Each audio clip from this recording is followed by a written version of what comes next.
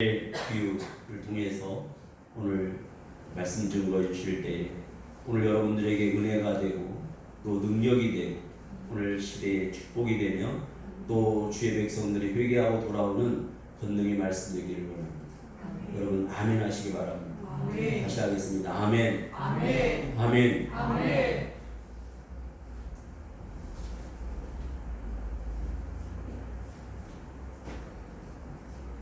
가라지 비유를 하신 주님께서 또 비유를 베풀어 말씀하셨다 하는데 이걸 흔히 겨자씨 비유라 이렇게 하기도 합니다.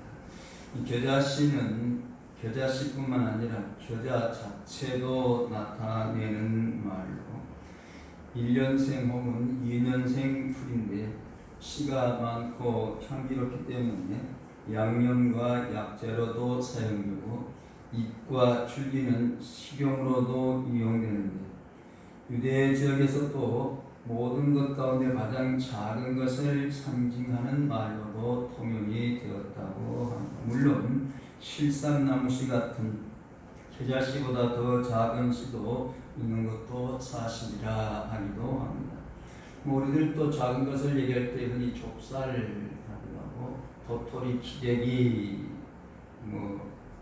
하지만 그것들보다 더 작은 깨도 있고 담배씨 같은 것도 더 작은 것도 있죠. 많이 통용되는 것들 가운데서 일반적으로 하다 보니까 좀 작은 것이 있는데도 작다라고 통용이 되는 형태와 같다 하겠습니다. 심는다는 말은 3절에서 씨를 뿌리다라는 말로 번역된 말과 같은 말로 큼직한 씨앗이나 묘목을 손으로 하나하나 심는다는 뜻이 아니라 작은 씨앗들을 흩어 뿌린다는 의미를 지니고 있는데 겨자씨의 파종 방법도 하나하나 심는 것이 아니고 여기저기 흩어 뿌린다. 그런데 이를 모든 씨보다 작은 것이라 하는데 우리 성경에는 개혁 성경에는 번역이 되지 않았습니다만 원문에는 참으로 틀림없이 확실히라는 뜻을 가진 말이 있어서 좀 더 직역하자면 이것은 모든 씨보다 참으로 작은 것이다 라고 해서 겨자씨의 크기가 지극히 작다는 사실이 강조되고 있다. 그래서 우리말 성경도 여러 가지 성경들이 좀 많이 번역되어 있죠. 그 중에 이와 같은 입장으로 취한 성경들인데 공동번역이나 킹제임스 흠정기이나 현대인의 성경에서는 가장 작은 것 이렇게 번역했고 우리말 성경도 역시 가장 작은 씨앗 그랬고 표준세 번역에서는 더 작은 것 그러나 다른 성경에서는 더 작으나 이렇게 그 말을 살려서 번역을 하기도 합니다. 천국은 겨자씨 하나를 갖다 하는 말씀은 겨자씨의 크기가 너무 작기 때문에 사람의 눈에 드러나지 않는 방식으로 성장해 가는 것과 마찬가지로 천국도 확실히 노출되지 않은 부분들도 있어서 조용히 성장해 가는 은밀성을 교훈한다 하기도 합니다. 실로 천국은 사람들이 고대하는 것처럼 모든 사람들이 다 알 수 있도록 크고 웅장하게 임하는 것이 아니고 조용히 임하기도 한다는 것입니다. 그래서 신앙생활 하다 보면 간혹 그런 질문을 하게 합니다. 이럴 때 하나님께서 좀 강하게 어떤 이적이나 기적을 베푸시면은 모든 사람들이 다 믿을 것인데 왜 그렇게 하지 않는지 모르겠다. 우리 인간들의 생각이고 하나님의 뜻은 또 다르다는 것입니다. 그렇게 하면 안 믿을 사람 아무도 없겠죠. 버릴 사람들이 구분되지 않겠죠. 그래서 알곡과 가라지를 구분하기 위해서 조용히 은밀하게 역사하는 경우도 많다는 것입니다. 씨앗이 뿌려진 언제 싹이 나게 되는지 잘 모르는 가운데 점점 자라게 되는 것입니다. 천국 복음도 마찬가지로 개인 심령에 전해져서 조용히 개인 심령을 변화시키고 봉사와 헌신의 길로 인도하게 된다는 것입니다. 그런 경험을 고백한 사람의 이야기가 있습니다. 자 놀튼이라는 사람이 26살까지 인생을 되는 대로 살았다고 합니다. 물결치는 대로 소위 바람 부는 대로 살았던 인생이라고 합니다. 그런데 어느 것 하나 오랫동안 집중하지 못하고 방랑 생활을 하다시피 살았는데 그러다가 자신을 돌이켜보면서 크게 반성을 했다고 합니다. 이렇게 살아서는 안 되지 않겠는가 하고 술, 담배를 끊고 일주일에 1실링 정도 연구과표로서 적은 보수였지만 그걸 받으면서 점원 생활을 시작을 했는데 어느 날 교회에서 겨자씨만한 믿음이 있으면 산을 옮기기라 하여도 옮길 것이요 라고 하는 말씀의 설교를 듣고 큰 깨달음을 얻게 되었다고 합니다. 그렇다. 내가 아주 작은 겨자씨만한 믿음만 있다면 불가능이 없는 삶을 살 수 있다고 하지 않는가. 그렇다고 한다면 나에게도 얼마든지 성공할 수 있는 기회는 주어져 있다 하고 평생 동안 주머니에 겨자씨를 넣고 다녔다고 합니다. 그 후에 유명한 실업가로 크게 성공을 하자 사람들이 그에게 당신은 왜 항상 겨자씨를 주머니에 넣고 다니십니까? 묻자 그는 내가 좌절할 때마다 이 겨자씨를 메어보면서 하나님께서 겨자씨만한 믿음이 있다면 못하는 것이 없다고 말씀하셨는데 과연 나에게도 겨자씨만한 믿음이 있는가? 이렇게 나를 돌이켜보고 다시 용기를 얻기 위해서입니다 라는 대답을 했다 하기도 합니다. 겨자씨는 식물의 본성이 그렇죠. 금방 자라는 것이 아닙니다. 다 자라기까지는 상당한 기간이 필요하듯이 천국도 점진적이고 미래적이다. 그래서 우리들은 현실만 보지 말고 겨자씨가 땅에 묻혀서 싹이 나고 줄기가 자라고 가지가 펴진 같이 점점 확대되는 것처럼 기다리면서 그 모습을 지켜봐야 할 때도 있다는 것입니다. 그래서 복음이 전파되는 과정에서도 오랜 후에 열매 맺는 일도 많다는 것입니다. 그런 얘기를 기록한 것을 보면 영국 어느 교회에서 5살 된 소년이 헌금을 합니다. 아이는 일편지를 헌금하면서 이것으로 꼭 신약 성경을 사서 인도에 보내주세요 했다고 합니다. 그래서 그냥 지나칠 수 있는 작은 문제이기도 했지만 그 교회 목사님께서는 어린 소년의 뜻을 귀중히 여겨서 돈을 더 보태서 아주 작은 신약 성경 한 권을 사서 소년의 이름을 적게 한 다음에 인도로 보냈다고 합니다.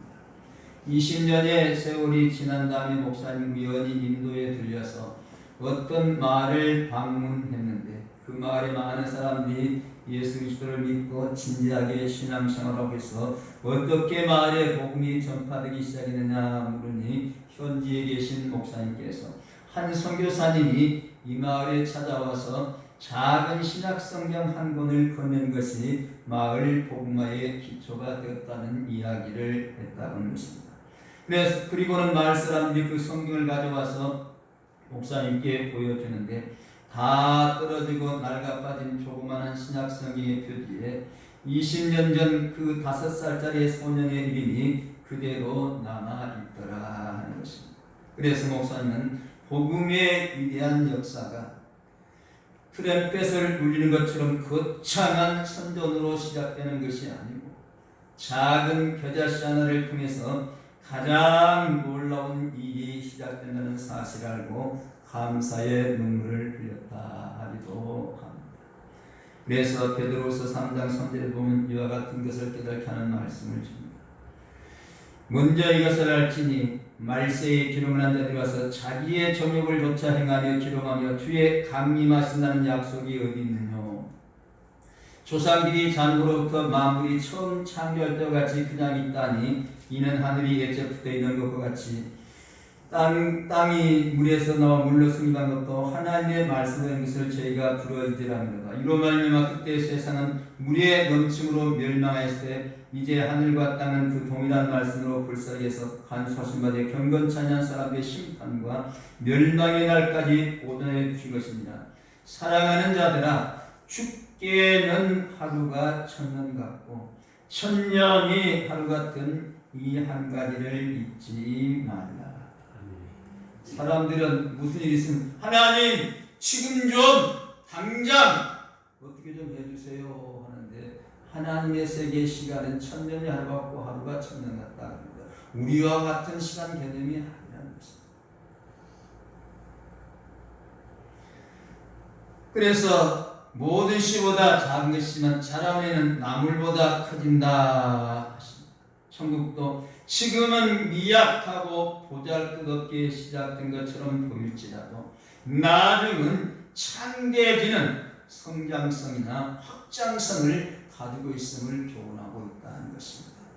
마가복음 4장 31절에서도 겨자씨 하나를 같으니 땅에 심길 때는 땅의 모든 씨보다 작은 것이로되 심긴 후에는 자라서 모든 나물과 커지며 큰 가지를 내니 공중의 새들이 그 그늘에 깃들일 만큼 되느니라. 겨자씨가 심겨진 후에 모든 나물보다 커지고 큰 가지를 낸다고 하셨는데 겨자씨는 다른 모든 씨앗보다 작은 것이지만 생장력이 대단해서 보통은 1m 정도로 크게 자라고 특별히 유대 지역에서는 3m가량 자라는 것도 있다고 합니다. 그래서 마치 나무처럼 무성하게 보이기도 한다는 것입니다. 그래서 유대인들 가운데서는 정원수로 심기도 한다 하기도 합니다. 겨자는 그 씨앗의 원래 크기에 비교할 수 없을 만큼 크게 성장하므로 이 겨자씨 비유의 주제를 천국이 처음에는 미약하게 보이는 것부터 시작되나 나중에는 놀랍게 확장된다 하는 데 있다 하기도 합니다. 많은 일들이 작은 시작에서 시작되는 것을 우리는 보기도 합니다. 문학을 얘기할 때도 그 문학이 적히는 글자는 자모음, 적은 자모음에서 시작되는 거죠. 우리 한글도 가나다라, 기억년, 기억년 몇 자가 합쳐져서 되는 거죠.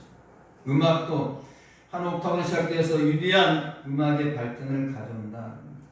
문명의 변화적인 사상도 한 사람이 시작돼서 계속적으로 진행되기도 한다는 것입니다. 미국의 역사를 얘기할 때도 101명의 사람들이 건너가서 시작되었다 하기도 하고 많은 사람들이 외치는 개혁도 한 사람의 사상에서 시작돼서 더 나은 완성을 위해서 계속 이어지게 된다는 것입니다. 개인적인 체험도 흔히 쓰는 말처럼 천리길도 한 걸음부터 시작되듯이 단순한 데서 시작돼서 점점 은혜의 자리로 나아가게 된다. 기독교의 교리 중심교리도 주는 그리스도시로 살아계신 하나님의 아들이신다는 고백이 중심되어서 점점 사도신경으로 많은 신조로 변천되지 않겠느냐 하는 얘기들을 하기도 합니다. 교회 역사의 진행도 작은 시작에서 큰 발전으로 나타났다 한다는 것입니다. 빌립보의 루디아에 시작된 유럽의 기독교의 꽃과 열매를 보아서 이러한 모습들을 볼 수 있다 하기도 합니다. 교회의 성장도 12제자에서 120문도 3,000명, 5,000명 아무나 능히 셀 수 없는 큰 무리로 성장하는 과정들을 성경은 기록하고 있습니다. 예수님에 대해서 얘기할 때도 그렇게 얘기합니다. 기독론을 다룰 때 예수님의 신분을 얘기할 때 낮아진 신분, 비하의 신분을 말하기도 합니다. 이런 예수님 말구 위에 오셨다. 누가 보면 마다들을 나 강보로 싸서 구유에 누웠다. 한 여인의 몸에 잉태되어서 베들레헴 마을간에 태어났습니다. 왕궁에 오시지 않고 사관이 없어서 구유에 오시기까지 자신을 낮추셨다. 그런가 하면 마가복음 6장 3절에 이 사람이 마리아의 아들 목수가 아니냐. 세상적인 직분은 목수였다. 칼 차고 활 들고 나서는 장사의 모습도 아니고 이리 오너라 외치는 왕의 모습도 아닌 그런 모습으로 사셨다는 것입니다. 그런가 하면 그 결칙이 나사렛 사람이라 그랬습니다. 나사렛 동네에 와서 사니 이는 선전하신 말씀에 나사렛 사람이라 칭하리라 하심을 이루려 하심이라. 그런데 이 나사렛에 대해서 사람들은 어떻게 생각했는가? 나다나리한 말이 나타납니다. 나사렛에서 무슨 선한 것이 날 수 있느냐? 아주 시골 멋지 총구석에서 났다. 우리 식으로 말하자면 그런 뜻이다. 그런가 하면 멸시와 천대의 십자가에 죽으시죠. 이때 예수와 함께 강도들이 십자가에 못 박히니 그래서 주님 십자가에 못 박히셨다 하는데 이 십자가를 다른 것은 어떻게 표현합니까? 신명기 21장 20절 그 십체를 나무 위에 밤새도록 두지 말고 당일에 장사하여 내 하나님 여호와께 내게 기업을 땅을 더럽히지 말라. 나무에 달린 자는 하나님께 저주를 받았습니다. 십자가에 달린 예수님 저주를 받으셨는데 자신의 죄 때문에 우리 모두의 죄를 지시고 저주의 자리 죽음의 자리에 달리셨다는 것을 나타내고 있습니다. 그래서 갈라디아 3장 13절에서 그리스도께서 우리를 위해 저주를 받은 바 되사 율법의 저주의 수를 속량하셨으니 기록된 바 나무에 달린 자마다 저주 아래 있는 자라 하셨다라고 인용을 하는 것을 보기도 합니다. 초기에 예수님을 따르는 제자들의 신분도 대부분 고기 잡는 어부 출신들로서 세상을 혁명시킬 만한 존재들이 못되었다는 것입니다. 공생의 기간에 예수님과 12제자 70문도 120문도 다른 공동체나 바리새인들과 비교되지 않을 만큼 작고 보잘것없는 모습들이었다는 것입니다.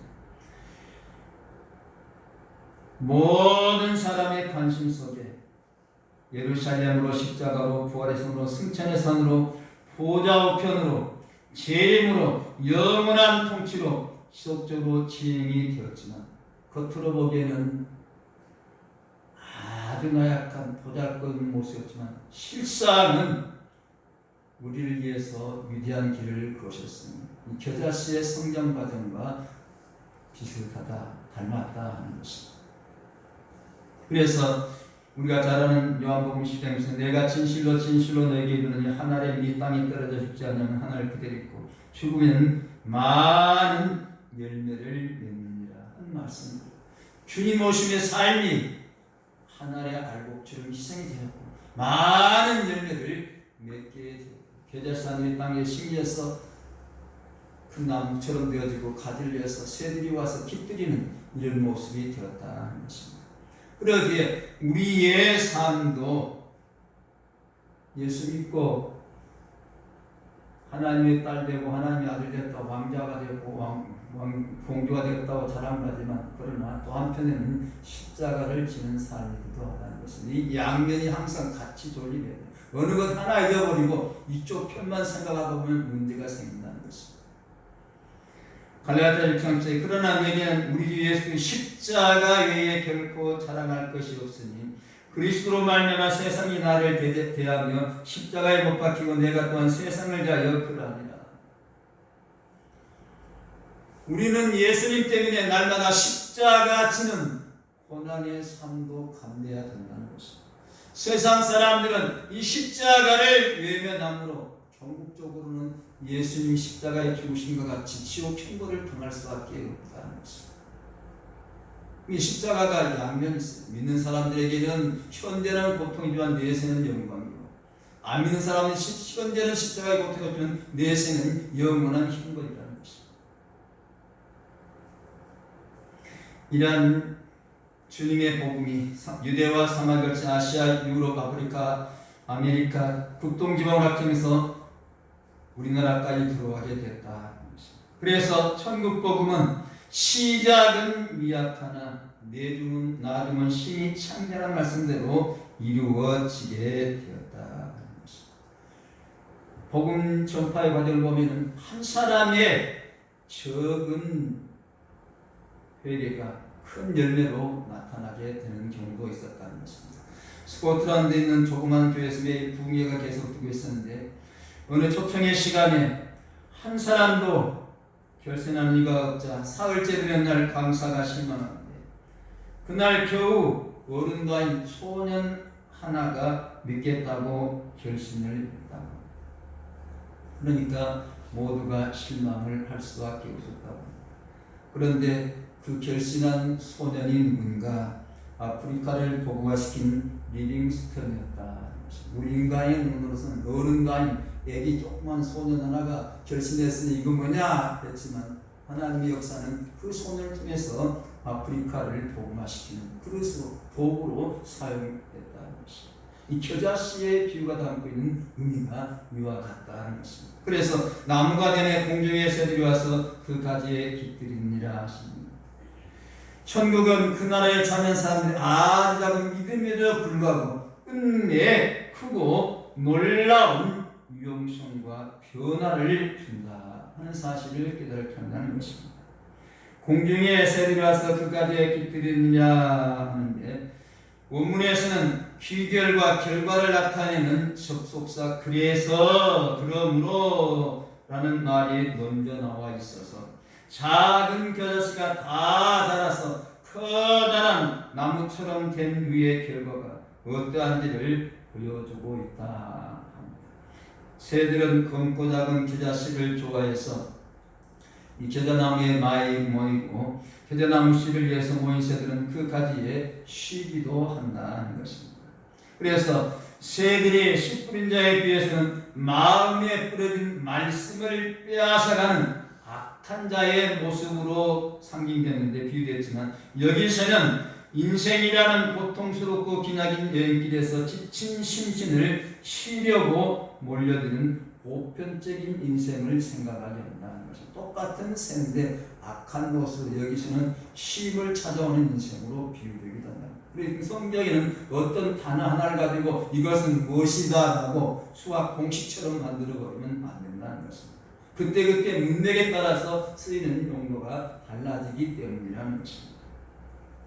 그래서 에스겔 31장 16절에 보면 공중의 모든 새가 그 큰 가지에 깃들이며 그의 모든 짐승이 그 가는 가지 밑에 새끼를 낳으며 모든 큰 나라가 그 큰 나라에 그하였느니라 말씀하죠. 그리고 다니엘 4장 10절에 그 잎사귀는 아름답고 그 열매는 많아서 만민의 식물이 될 만하고 들짐승이 그 그늘에 있으며 공중의 나무새는 그 가지에 깃들이고 무릇 혈기는 자가 거기서 식물을 얻더라고 했는데 이 공중에 나는 새는 하늘까지 단 나무로 상징된 대제국 아수르의 속들과 대제국 바벨론의 속들 곧 제국의 도움을 요청하기 위해서 모여드는 많은 나라와 큰 민족들을 가리킨다 하리라. 그런데 겨자씨에 비해서 공중의 새들은 겨자나무 곧 천국의 실체가 되는 그 나무가 천국의 실체가 얼마나 크게 성장했는가를 보여주는 존재들로 이해할 수 있다 하기도 합니다. 영적으로 좀 더 확대 해석한다면 세계 각자에 흩어져 살고 있는 모든 사람들을 지칭하는 말로도 이해할 수 있다 합니다.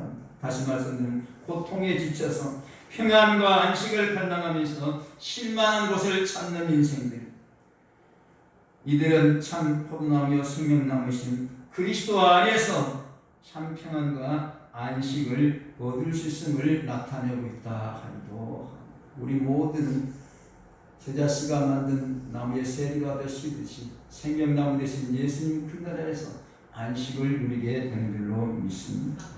깃들인다 하는 말도 자기의 천막을 친다, 자기의 거처를 정하다는 뜻으로서 천막을 가리키는 말에서 유래되어서 산다, 거주한다 그런 뜻이고, 근데 이 말이 아래를 가르치는 말과 합쳐져서 장막을 세운다, 장막에 들어간다, 진을 치다 라는 말로 되었다. 그래서 신명기 33장 11절에 베냐민에 대하는 일렀을 때 여호와의 사랑을 입은 자는 그 곁에 완전히 거하리로다.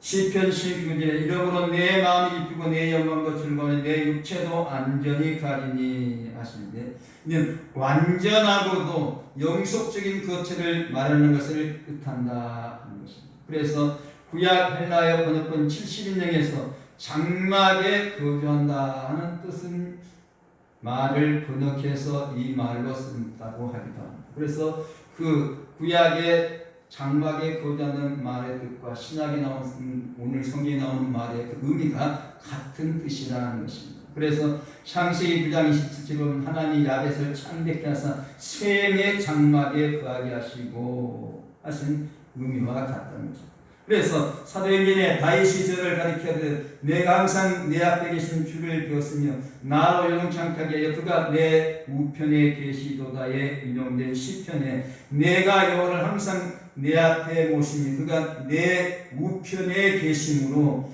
내가 요동치 아니하로다 하신 말씀에 따른 부활 이후의 삶을 가르치는 의미도 함께한다는 것입니다. 새들이 와서 깃드는 것은 주님 안에서 잠깐 육신의 편안을 누고 그치는 것이 아니고 영원한 안식을 쉼을 누리는 것과 더 연관되고 있다 하는 것입니다. 계자 12의 새의 깃들임도 역시 새들이 단순히 가지에 잠시 내렸다가 다시 날아가 버린 정도를 의미하는 것이 아니라 금은 방울수와 홍보할수와 같이 계자나무에 때를 지어서 지속적으로 깃들이고 사는 것과 같다라고 설명을 하기도 합니다. 광야 생활하는 유목민들이 그들의 장막에서 거창히 쉬는 것처럼 공중을 날아다니다 피곤해진 새들은 상당히 성장하여 그늘까지 제공하는 계자나무의 가지 틈새 자기들의 거처를 정하고 쉼을 얻게 된다는 것입니다. 마찬가지입니다. 고뇌와 슬픔으로 가득 찬 이 세상에서 상처받고 지친 영혼들이 안식처를 찾아야 마다 천국의 말씀을 듣고 천국의 복음을 듣고 받아들일 때에 하나님의 다스림 안에서 자신의 참된 안식처를 얻게 된다는 것입니다. 그러므로 우리가 잘 아는 마태복음 11장 28, 29절 수고하고 무거운 짐진 자들아 다 내게로 와 내가 너희를 쉬게 하리라. 나는 마음이 온유하고 겸손하니 나의 멍에를 보고 내게로 오라. 그러면 너의 마음이 쉼을 얻으리니 하신 말씀대로 이루어지는 줄로 믿습니다. 계자나무에 강한 가리듯 하나님의 나는 지극히 작은 시작과 성숙한 끝맺음의 유기적인 결합이 있다. 이렇게 설명들을 하기도 합니다. 이는 천국의 신비와 놀라움을 강조해준 변화성을 나타내는 의미가 함께한다는 것입니다. 계자씨같이 작은 씨앗이 신전지에 싹이다 자라는 공중의 새들이 깃들인 만큼 커진 것과 마찬가지입니다. 천국도 비록 작고 미미한 모습을 생각하지만 완성된 후에는 수많은 사람들이 거기에서 안식을 누릴 만큼 외적으로 성장하며 유용하며 변화되고 있다 하는 것입니다. 살아있는 씨앗처럼 생명을 얻은 복음의 결과로서 발전된 교회는 온 인류의 본을 가능케 하는 큰 나무로 성장하게 된 것도 사실입니다. 요즘 이제 코로나 때문에 교회들의 규모들이 밝혀지는데 몇만 명, 몇십만 명 이렇게 통계 숫자까지만 밝히는 것을 보고 신천지도 이제 이번에 뭐 20몇만 뭐 이제 거의 그 명단이 다 제출됐다. 모이는 사람들의 범위도 다양하고 예배 양식도 다양해서 경험에 터져 있는 것 각기 나름대로의 은혜의 체험이 다른 다양한 사람들이 모여듭니다. 신앙에 터져 있는 것 여러 교파가 있습니다. 교단이 있습니다. 신학의 터전도 여러 종류에서 이들이 서로 보완해 가는 과정이 됩니다. 천국 복음은 전 세계 모든 민족을 천국하고 변화시키고 있음이 사실이라 하는 것입니다. 이런 변화된 모습이 삶 속에서도 나타나기도 한다는 것입니다. 그래서 이런 얘기가 있는 것을 봅니다. 여보, 학교에서 길 가던 우리 아이가 교통사고로 그만. 그래서 아버지가 급히 병원으로 달려갔을 때 아들의 몸은 이미 차갑게 굳어 있었다고. 아버지는 아들을 땅에 묻고 돌아와 아들의 방에 있는 물건들을 챙기기 시작했다고 합니다. 그때 아버지는 책상 위에 놓인 일기장에 다음 같은 글이 적힌 것을 보고 통원의 눈물을 쏟았다고 합니다. 하나님, 제 아빠가 예수님을 믿게 해주세요. 아빠가 예수님을 믿을 수만 있다면 제 생명을 드려도 좋아요. 아버지는 즉시 아들이 다니던 교회로 달려가서 하나님을 영접했다고 합니다. 그리고 전 세계를 다니면서 젊은이들에게 복음을 전하게 되었다고 합니다. 국제 대학생 성도의 부총재 스티브 더글라스의 한 친구에 대한 이야기라 합니다. 한 아이가 아버지한테 일기장에다가 아버지 예수님께 써놨는데 하필 그거 써놓고 얼마 안 돼서 그냥 세상을 떠나고 그 세상 떠난 슬픔 때문에 아들의 방을 보다가 이걸 보고서 아버지가 변화됩니다. 이것이 복음의 변화입니다. 우리가 알지 못하는 방법대로 하나님의 방법대로 변화시키고 그 아이는 떠났을지라도 아버지를 통해서 많은 복음이 전파된 역사를 이루어 간다는 것입니다. 지금도 이 사실은 진행되는 줄로 믿습니다.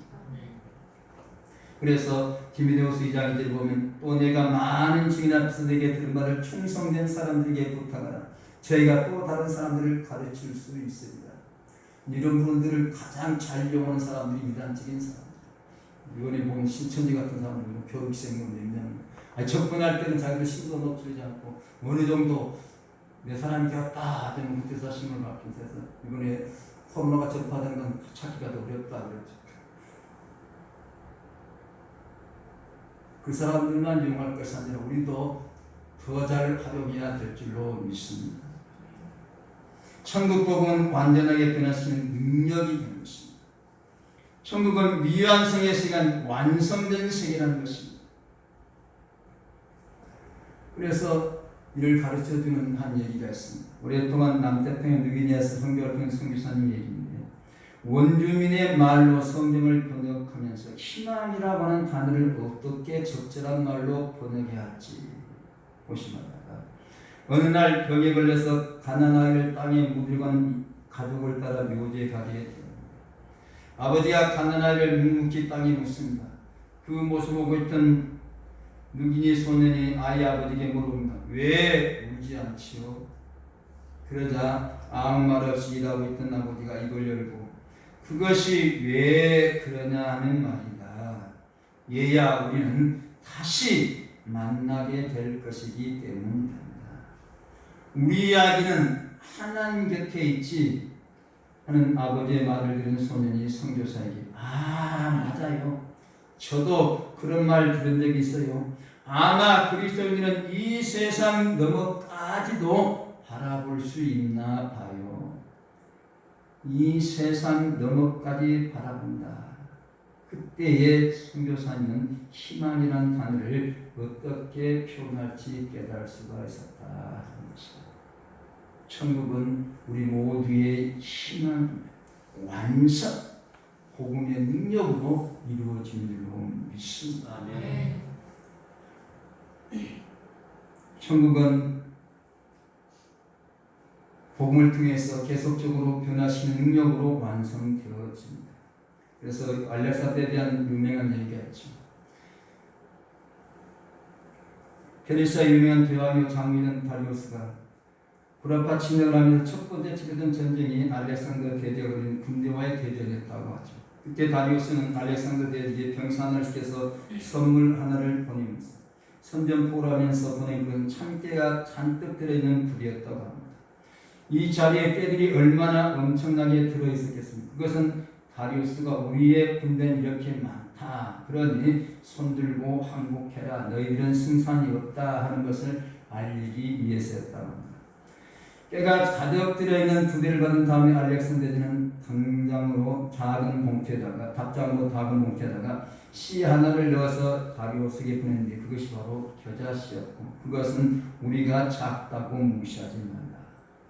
우리는 무섭다. 우리는 놀라운 생명력을 가지고 있다.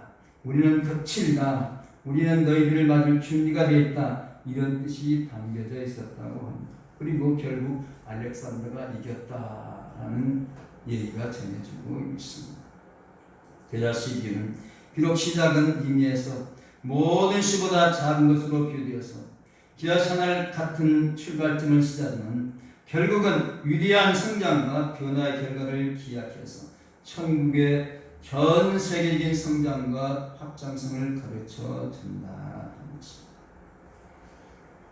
그래서 겨자씨 하나만한 믿음이 있다고 한다면 산을 옮기고 나무 뿌리를 뽑을 수 있는 능력으로 임하게 된다는 것입니다. 이것이 바로 하나님께서 하시는 일이고 지금도 하나님은 이 일을 이루어 가신 줄로 믿습니다. 아멘. 오늘 우리 자신 한 사람 한 사람이 작은 겨자씨가 되고 큰 가지를 이루는 일에 함께 쓰임 받으면서 온된 교회를 섬기며 하나님 나라를 확장시키는 일에 함께하는 모두가 되어야 할 줄로 믿습니다. 아멘. 하나님 감사합니다.